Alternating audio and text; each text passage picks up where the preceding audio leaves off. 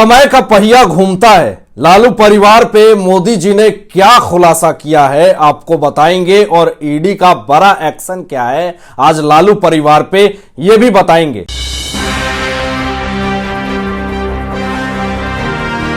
नमस्कार, मैं आशीष राठौर आपका स्वागत करता हूं। लैंड फॉर जॉब केस में लालू परिवार की मुश्किलें कम होने का नाम नहीं ले रही है। अब लालू की बेटी चंदा यादव ईडी ऑफिस पहुंची हैं। लैंड फॉर जॉब केस में टीम चंदा यादव से पूछताछ कर रही है।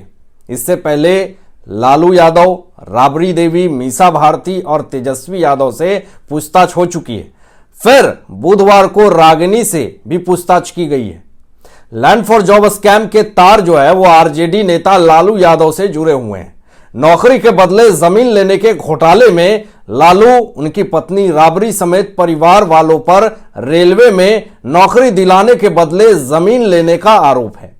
इस मामले में सीबीआई ने मई 2022 में लालू और उनके परिवार के सदस्यों पर भ्रष्टाचार का नया केस दर्ज किया था।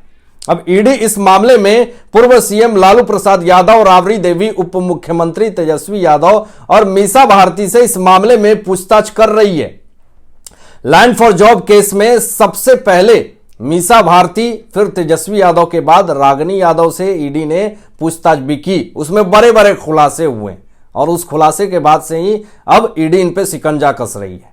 बुधवार को रागिनी यादव अपने पति के साथ नई दिल्ली के ईडी ऑफिस पहुंची थीं, जहां नौकरी के लिए जमीन के मामले में 8 घंटे से अधिक समय तक पूछताछ की गई। पिछले महीने रागिनी के ठिकानों पर ईडी ने छापेमारी भी की थी। प्रधानमंत्री अब नरेंद्र मोदी जी ने लालू का नाम लेकर के उनके रेल मंत्री वाले कार्यकाल पर जमकर हमला बोला है। उन्होंने कहा कि गरीब से जमीन लेकर रेलवे में नौकरी का झांसा दिया गया, रेलवे की भर्तियों में राजनीति होती थी। ये बातें उन्होंने जयपुर में राजस्थान की पहली वंदे भारत ट्रेन को हरी झंडी दिखाते हुए कही। दोस्तों, प्रधानमंत्री मोदी जी ने कहा कि हमारे देश का दुर्भाग्य रहा जो सामान्य लोगों के जीवन का हिस्सा है उसे भी राजनीति का अखाड़ा बना दिया गया। एक तरफ लालू परिवार पर शिकंजा कसा है, दूसरी तरफ पार्टी में फूट पड़ रही है। नीतीश कुमार जी विपक्ष को एक करने में लगे हुए हैं और दूसरी तरफ अब इनके करीबी का मन डोल रहा है। गठबंधन क्या टूटने वाली है? महागठबंधन, महाखिचड़ी सरकार। मुख्यमंत्री नीतीश कुमार भाजपा विरोधी पार्टियों को एकजुट करने की मुहिम पर दिल्ली में हैं और वो 3 दिन के दौरे पे हैं। उनकी मुलाकात कांग्रेस नेता राहुल गांधी और मल्लिकार्जुन खड़गे से हो चुकी है। अब दिल्ली के मुख्यमंत्री अरविंद केजरीवाल से भी ये मिले हैं, लेफ्ट के नेताओं से भी मिल रहे हैं। दूसरी तरफ हम पार्टी सुप्रीमो और पूर्व मुख्यमंत्री जीतन राम मांझी आज दिल्ली में देश के गृह मंत्री और भाजपा के वरिष्ठ नेता अमित शाह जी से मिलने उनके आवास पहुंचे हैं। मामला क्या है आप समझ ही गए होंगे। जीतन राम मांझी बिहार के 7 दलों की गठबंधन वाली सरकार का हिस्सा है। उनके बेटे संतोष कुमार सुमन बिहार सरकार में मंत्री भी हैं। मांझी का यह भी कह चुके हैं कि उनके पुत्र सुमन मुख्यमंत्री बनने की योग्यता किसी और से ज्यादा रखते हैं। अब अमित शाह जी से मांझी की मुलाकात पर चर्चा गर्म है।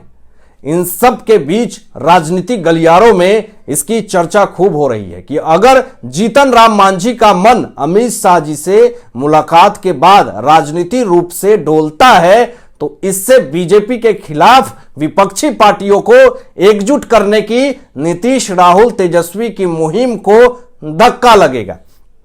बल्कि जीतन राम मांझी ने अमित शाह से मिलकर कुछ प्रस्ताव रखा है। दोस्तों, वे अमित शाह जी से मिलकर माउंटेन मैन दशरथ मांझी को भारत रत्न देने की मांग कर रहे हैं। बिहार के विकास से जुड़े मुद्दों पर भी अमित शाह से बात कर रहे हैं। कर्पूरी ठाकुर को भारत रत्न देने की मांग जीतन राम मांझी कर रहे हैं और जीतन राम मांझी की अमित शाह से मुलाकात पर सम्राट चौधरी ने कहा है कि जीतन राम मांझी कुछ मांगों को लेकर जा रहे हैं। अमित शाह उनकी मांगों पर विचार करेंगे। इसमें कहीं दिक्कत नहीं है इस सवाल पर कि कहीं मांझी एनडीए की तरफ से तो नहीं आने वाले हैं। सम्राट चौधरी ने कहा कि यह तो उनको तय करना है। उन्होंने कहा कि बीजेपी पूर्ण रूप से सक्षम है, नीतीश कुमार को 2024 और 2025 में हराएंगे और 2025 में पहली बार बीजेपी की सरकार बिहार में बनेगी। भारतीय जनता पार्टी में जो विश्वास रखेगा उनके लिए दरवाजे खुले हैं। पटना में आज भाजपा नेताओं ने बिहार सरकार और मुख्यमंत्री नीतीश कुमार पर जमकर हमला बोला है। विपक्ष को एकजुट करने की उनकी मुहिम पर तंज कसा है। बिहार के पूर्व डिप्टी सीएम और राज्यसभा सांसद सुशील कुमार मोदी जी ने कहा कि उनसे अपना राज्य तो संभल नहीं रहा है, देश कैसे संभालेंगे। जो भ्रष्टाचार के आरोपी हैं, जिन पर सीबीआई और ईडी की छापेमारी चल रही है, उन्हें एकजुट करने के प्रयास में नीतीश कुमार जी लगे हुए हैं। वही केंद्रीय मंत्री गिरिराज सिंह जी ने कहा कि 2024 के लिए देश में पीएम का पद खाली नहीं है। नीतीश कुमार के राज में अभ्यर्थियों को नौकरी मांगने पर लाठी खानी पड़ रही है। बच्चे जो विद्यार्थी हैं उनको पुलिस के डंडे खाने पड़ रहे हैं। केंद्रीय मंत्री गिरिराज सिंह जी ने कहा कि नीतीश कुमार प्रधानमंत्री बनने के लिए कांग्रेस का दरवाजा खटखटा रहे हैं। अब देश ने तय कर लिया है कि 2024 में प्रधानमंत्री का पद खाली नहीं है। उन्होंने कहा कि प्रधानमंत्री नरेंद्र मोदी काम में विश्वास करते हैं। नौकरी और रोजगार कई गुना बढ़ गया है। आज लगभग 71,000 सरकारी नौकरियों का नियुक्ति पत्र दिया गया है। नीतीश कुमार के राज्य में अभ्यर्थियों को लाठी खानी पड़ रही थी। बिहार में शिक्षकों की नौकरी खत्म कर दी गई। अब उन्हें नए सिरे से परीक्षा देनी पड़ रही। बिहार में जगह जगह पर बैंक को लूटा जा रहा है, गार्ड को मार दिया जा रहा है, एटीएम वैन को लूट करके पैसे उड़ा लिए जा रहे हैं। पूरी तरीके से जल रहा है बिहार। सुशील कुमार मोदी जी ने कहा कि बिहार में 3 उपचुनाव हुए, 7 पार्टी मिलकर चुनाव लड़ रही थी। गोपालगंज में भी उन्हें हराया, कुढ़नी में भी उन्हें हराया और मोकामा की सीट पर बीजेपी 64,000 वोट लाई। जो अपने राज्य के अंदर बीजेपी का मुकाबला नहीं कर पा रहे हैं, वह देश में क्या कर पाएंगे। जो भ्रष्टाचार के आरोपी हैं, जिन पर सीबीआई और ईडी की छापेमारी चल रही है, उन्हें एकजुट करने के प्रयास में नीतीश कुमार लगे हुए हैं।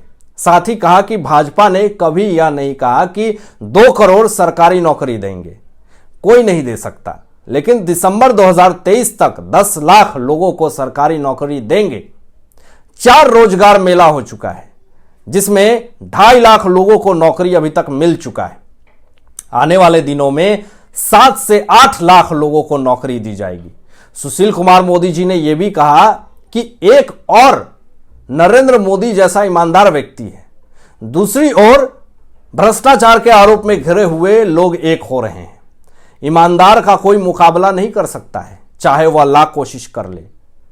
जो लोग परिवार भ्रष्टाचार में घिरा है, जो सजा याफ्ता हो गए, जिनके घर के 4-4 लोगों को सीबीआई और ईडी पूछताछ के लिए बुला रही है, जो भ्रष्टाचार में आकंठ डूबे हैं, उन्हें एकजुट होने का काम नीतीश कुमार जी कर रहे हैं। यह लोग हाथ उठाकर एकजुट हो लें और लाख कोशिश कर लें, लेकिन जनता इनके पीछे एकजुट नहीं हो पाएगी।